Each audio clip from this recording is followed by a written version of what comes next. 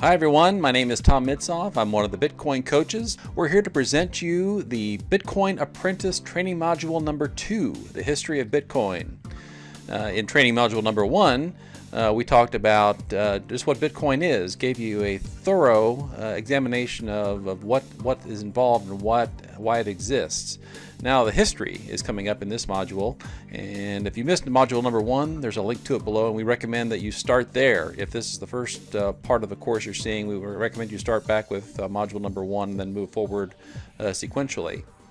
So our goals here in module number 2 to cover when was the Bitcoin concept first discussed, who actually created it, why do people trust Bitcoin, and where can you go for more information.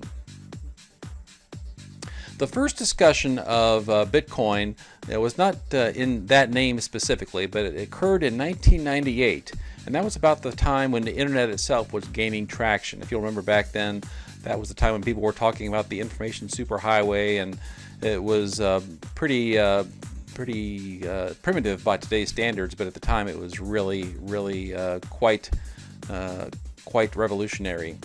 Now the discussion of this concept of money was started by members of the Cypherpunks mailing list, and it was one of the first online mailing lists of its kind where members could send and receive email to a particular address, and conversations could be carried on concerning various topics. You'll remember back then email still was not an everyday occurrence. It was still in the kind of evolutionary and discovery phase.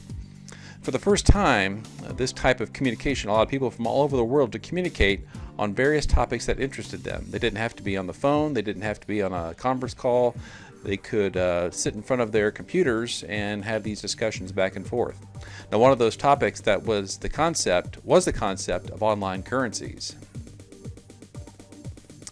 Eliminate the middleman. This is a central concept to everything that there is about Bitcoin and cryptocurrencies. Now, the first idea was to create a new currency that uses cryptography and a network of internet-connected computers to control the creation of the currency and manage the transactions rather than having a single authority like a central government or an entity like the U.S. Federal Reserve. Cryptography is a way to encrypt information using computers. The idea was to eliminate all the middlemen who influence, manipulate, or control monetary systems. That might be anyone from government officials to banking executives. In 2008, a member of the Cypherpunk group, Satoshi Nakamoto, published a paper in which he proposed processes and methods to implement the currency system which we now call Bitcoin. Nakamoto attempted to create, in basic terms, money for the internet, a payment system based on a completely digital money source. You can't hold coins, you can't hold bills. It's all digital. The internet has to exist for this payment system to work. The community that created it felt that there is a need for a completely digital money source that is separate and has no single authority controlling it, powered by only the users. Now, this Satoshi Nakamoto figure is a very mysterious character. The picture that you see here is somebody who Newsweek magazine published an article in early March of 2014 in which they claimed that they had done a lot of research and had tracked this guy down. Satoshi Nakamoto, up until this point, had been completely unknown. There was all kinds of speculation as to who he was. Was he an individual? Was he even maybe a group of people who use a pseudonym? But the person who created the Bitcoin protocol made it very difficult to find him or the group that it was. So he sought utter privacy, and so the Newsweek investigation, this mystery has been something that has been unfolding since 2008, but in recent years, when Bitcoin became more and more mainstream, there's more and more interest in just who this individual is.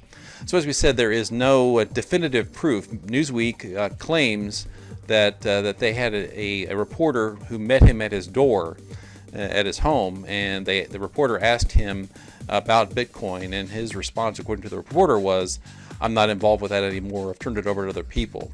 Now, this individual, whose name is Dorian Satoshi Nakamoto, says that comment was misconstrued and he misunderstood the question. So there is no definitive resolution, although if you read the article, you can decide for yourself what you think as to whether Newsweek has uncovered the correct individual or not. Again, we've mentioned this before, but there is no central authority in Bitcoin, and that was a key part of the Nakamoto protocol. Bitcoin works on a network where users get together to cut out the middlemen, which usually are the banks, merchant networks, and even the governments. When people transfer Bitcoin peer-to-peer, which is another way of saying individual to individual, individual to business, or business to business, there is not a single intermediary like a bank.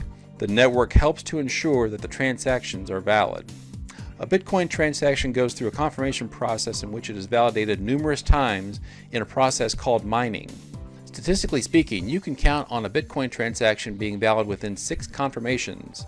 Once you have 6, you can count on the transaction being fully confirmed, avoiding the double spend risk. And what that means, double spend, is another way of saying people who spend money that they either have already spent once or don't even have to spend, such as a bad check or maybe a stolen credit card.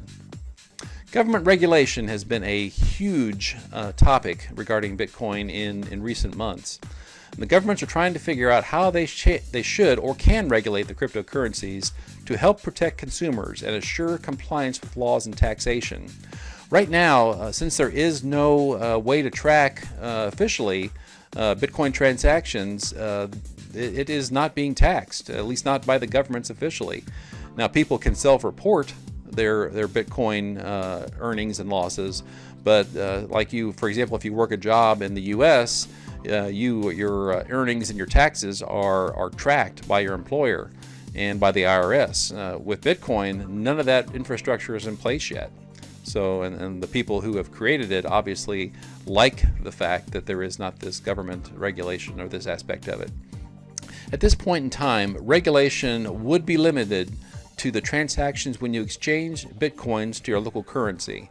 And what we mean here is that there are several websites called exchanges where you can, once you have acquired Bitcoins, you can then sell them for your local currency, whether that be the US dollar, British pound, Mexican peso, for example.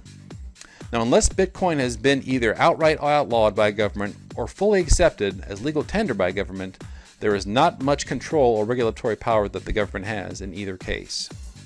And we mentioned Bitcoin exchanges. There are Bitcoin exchanges all over the world, and we recommend Coinbase. There's a link to Coinbase right below this video. It's a very, very easy way to set up an account, and that could be maybe even your first Bitcoin wallet that you could set up there. They don't ask for a lot of personal information, and it's a great way to get started. You can link your bank account to that service and literally convert a Bitcoin to US dollars in minutes and have it into your bank in US dollars within 2 or 3 business days.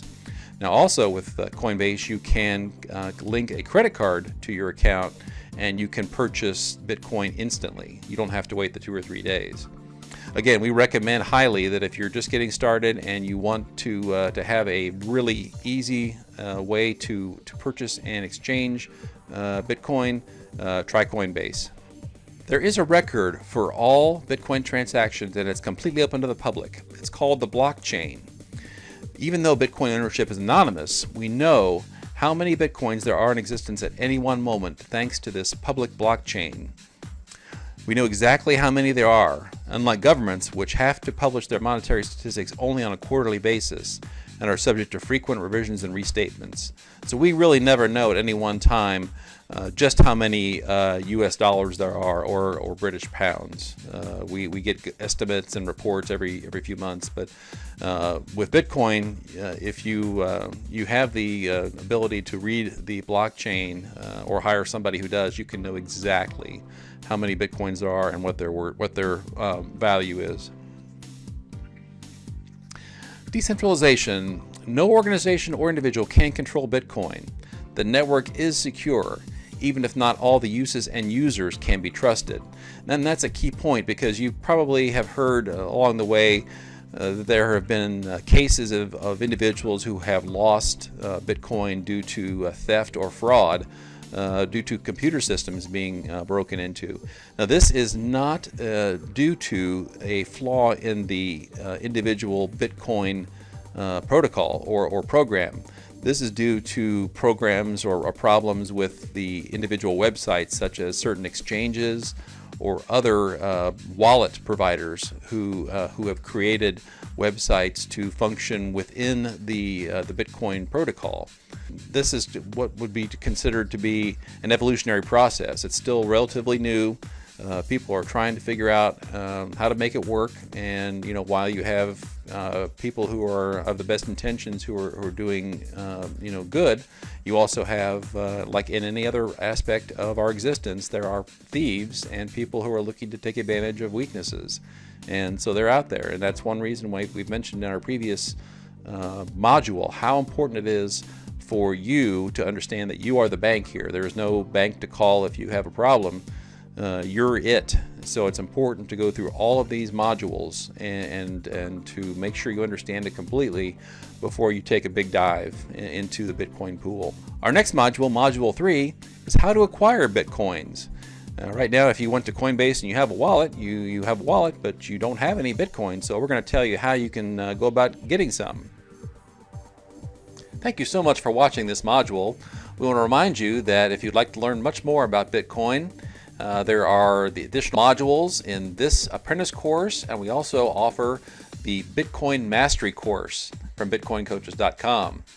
You can become literally one of the most knowledgeable people in the world on Bitcoin by taking that Mastery course. And you can see the URL here, bitcoinmasterycourse.bitcoincoaches.com. There's much more information on that course at that location. So this is Tom Mitsoff saying so long for now, and we'll see you in the next Apprentice module.